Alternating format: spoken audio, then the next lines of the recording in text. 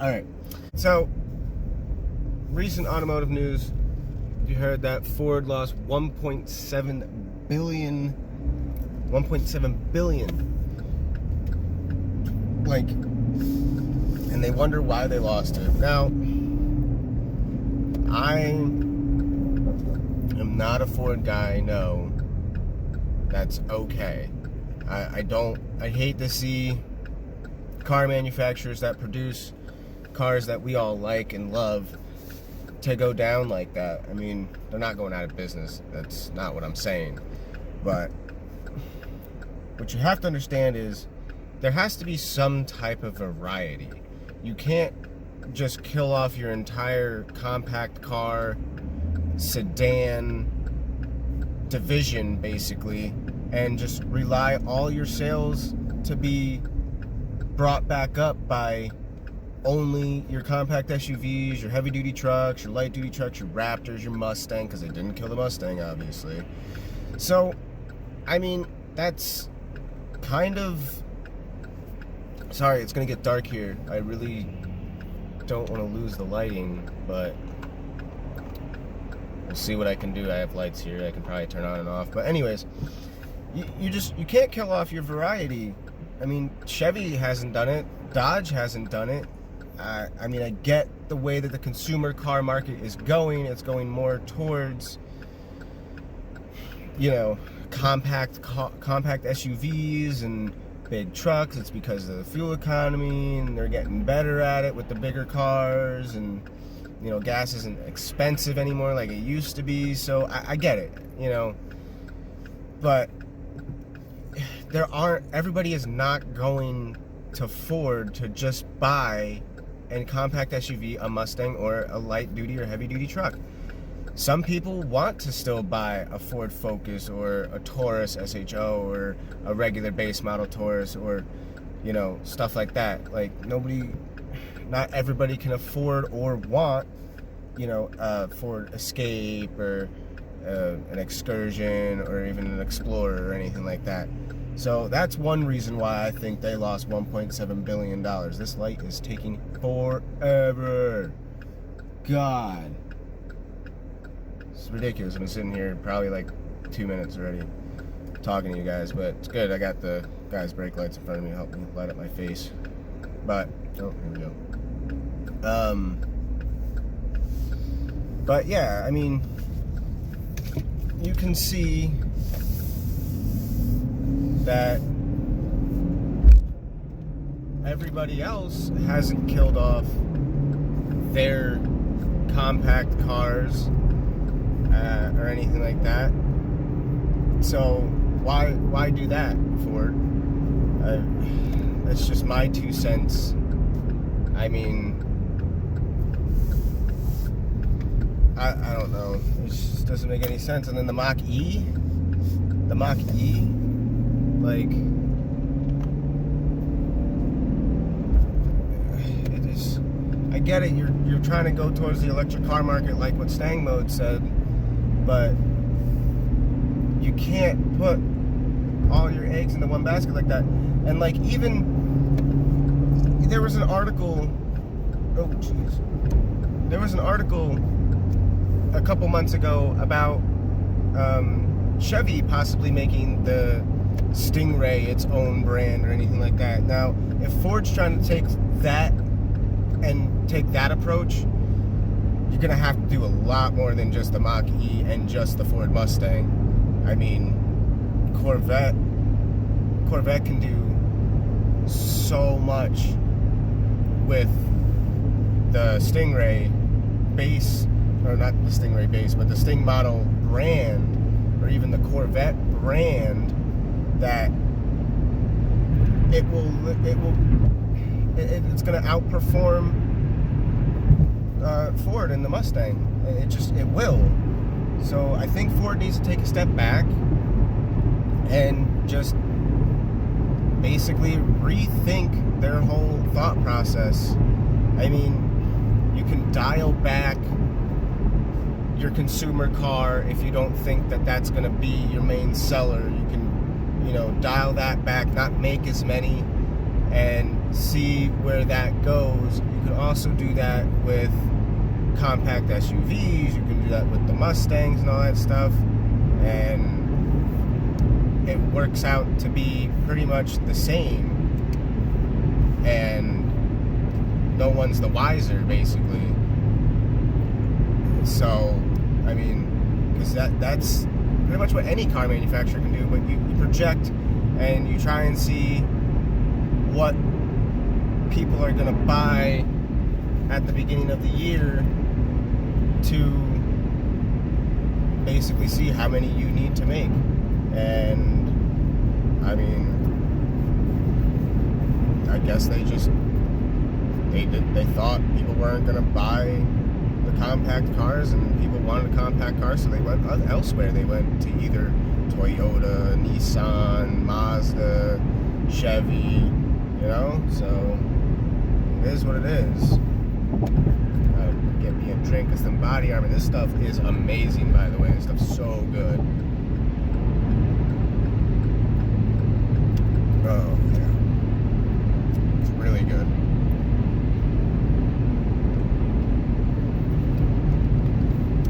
I got this Charger rolling up on me. No headlights. Just your DRLs, buddy? Yep. I guess they're bright enough. They look to be bright enough. Oh well. But, yeah. I mean, Ford, I feel like Ford just, they also didn't, with the GT500, they just didn't hype it up enough, or they hyped it up too much. There was just so much going on with the GT500 before it's even released. They claimed it as this mystical beast of a car, and I mean, once again, like Stang Mode said, it's neither a track car or it's neither a drag car. Dodge kind of just holds the crown for the drag racing, for the drag strip. I mean, Dodge is just killing it, and that's fantastic for Dodge. I mean, they're selling those Red Eyes and the Demons and SRTs and the Hellcats. They're selling them like hotcakes. I mean, they really are. They are a great car for the drag strip. A fantastic car for the drag strip. But once again, not everybody's into the drag strip, so not a lot of, I wouldn't say not a lot of people buy them, but not everybody's gonna buy them. Like, so they're not making a bunch of them. I mean, yeah, they're getting popular, and they are definitely becoming more of a popular choice of vehicle for people. So they're making more of them. It was kind of like a swing for the fences type of deal for Dodge, because Dodge was in a bad way. I worked for Dodge before that Hellcat came out, and I mean, they were kind of getting their footing a little bit back into the muscle car, high performance. The Challenger goes right by me, or Charger goes right by me. It sounds pretty good, actually. But, they were in a bad way. They really, really were. Their sales were down, and they just started slowly getting back with the Charger, with the reface, the new fascia, and then the Challenger coming in. They had that stuff. They started becoming more of a brand to be recognized with sports cars, and not just their Dodge heavy-duty diesel trucks and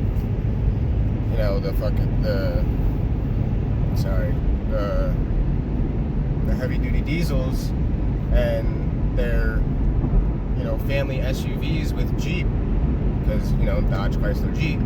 So and they did it right. They hit the nail on the head. It was something wild and crazy, and it showed some youth in the brand, and that's one reason I think why the Camaro is dying, because the project designers for the Camaro, I feel, are aging and they're not bringing any youthful talent in to spice things up, to, you know, be like, this is what my generation will, you know, like, and I would be more gravitated to come buy this car because it looks so much better. Like the Mustang, I will say it, the Mustang, the 2019 Mustang and the 2020 Mustang look way better than the Camaro. It does. It's an ugly car. I mean, the front end is. The back end's not too bad. There's a little bit to be desired on the back end, but I mean, I like the taillights. They're not bad. I like the oval LED look. But with the front end, what were you thinking, Chevy?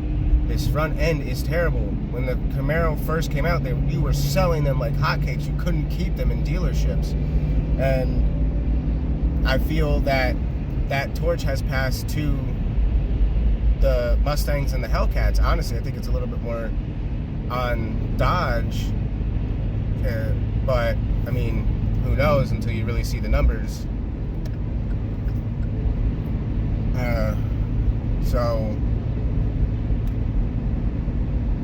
I mean, yeah, you gotta look at the facts. Ford, you shouldn't have killed off like literally half of your entire fleet of cars. You should have just kept them, started producing them at a lower rate. I have to get over a car, so please let me over. Come on, let me over. What are you doing?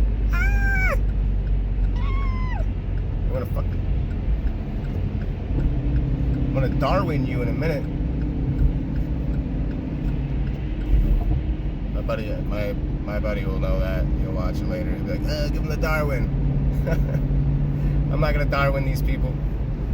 But yeah, don't kill off half your fleet just on a whim that you think that the consumer market is going more towards compact SUVs and not towards your sedans and compact cars, because people are going to want compact cars, not, you know, sport SUVs or compact SUVs. But, you know, I'm not a higher up executive in one of those big brands, but I'll just say this again. Chevy gotta do something with the Camaro. I mean, I hate to see the Camaro go, because if the Camaro goes, there's really only one thing to buy from Chevy, and that's a Corvette. And I wouldn't say nobody, but not a lot of people can obtain a $60,000 car. I mean, that's double the price of this car. I spent about $30,000 to $35,000 on this car. So really, is it worth it for me to have my monthly payment double just to get a base model Corvette? Because I mean, honestly, this is a 1SS. My car is a 1SS. I didn't need a 2SS. I didn't need all the gadgets and gizmos and all that stuff. Yeah, I probably would have liked the Recaro seats, but I didn't need all that. So I bought what I needed, and the only thing I needed was the base model SS. I just needed the V8. I needed my 6-speed manual. Yeah, I could have gotten a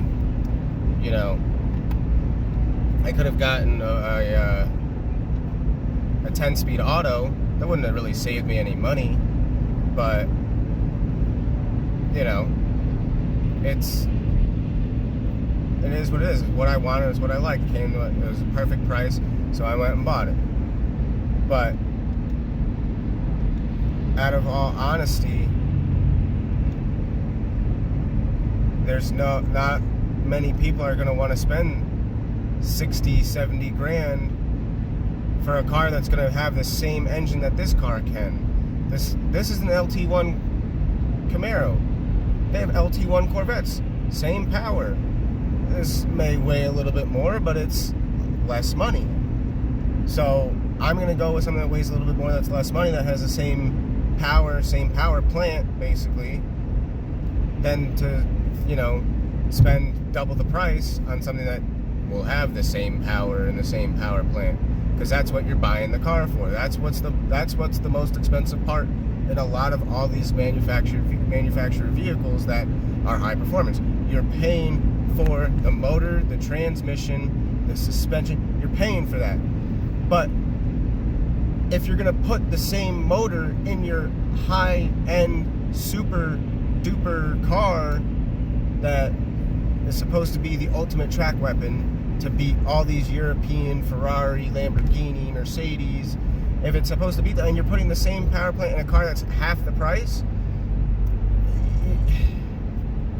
and you're gonna kill it because you're not doing good sales, that means it doesn't look good enough. People are not buying them because, you know, they have the power. People are not buying them because they look like crap. You can have the crappiest motor in a car that literally has 2 horsepower, but if it looks like the bee's knees and, you know, it's quote unquote, you know, making heads turn and breaking necks because it looks so damn good, then that's what you gotta do. You gotta make it look good. The headlights, they're kind of growing on me, but that front bumper is hideous. That front bumper is disgusting. Like, why are you gonna break up the top grille and the bottom grille with this big, ugly looking thing, and then on every single one that's not black, like mine's black, so it doesn't look as bad. But if you have a silver one or a blue one or even a white one, that middle bumper part where the bumper support is, it's disgusting. It's black. Why paint it black? Body color paint it or something. Like, don't make it look that noticeable. Like, it's just, it's bad. It's terrible. But, you know, that's just my 2 cents. It looks ugly. It really does. I mean, it's kind of like with the 2020 Supra. They literally, from concept to the actual car, stayed as true as possible to what the concept looked like. And the thing looks good. I'm not saying it doesn't look good. It looks good. They just stayed with it through concept, and they tried to keep the front end as concept looking as possible, and they did, and the thing looks great. It's amazing. I kind of hate that the fact that it's BMW power plant and mostly BMW stuff on the inside, but it is what it is. It's still an amazing car. It can still outperform a lot of people, a lot of cars out there. So I'm not knocking it. It's a really good looking car. I wish I could afford one. I really do. But I can't. So, for now, at least. But I really wish it was kind of like a 3JZ. That would have been cool if they made a 3JZ. Or even like a 2JZ 2.0. Like, that'd be pretty cool.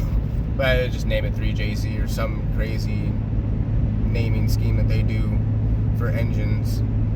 But, you know, it's just, you can't kill half your fleet off and expect not to lose $1.7 billion. It just it does not make sense. It's just, I'm not gonna say idiocracy, but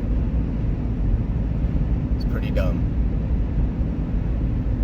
But that's my opinion. This is strictly my opinion. This whole thing's my opinion. Just, yeah. But I'm gonna end it on this note. And I can't believe my GoPro died. Well, didn't die. It got kicked. Some tractor trailer killed it. Yep. So kind of sucks because I was planning on using it to get you some nice skyline shots of Charlotte, but that didn't happen. Alright, back in my garage, I'm done with my little rant here. The car is dirty, but it's not too dirty, so what I'm gonna do is I'm gonna hit it with a little Mother's instant detailer here. So I'm just gonna go around the car, I'm gonna spray this off real quick, so I'll get to that and then I'll give you a little outro.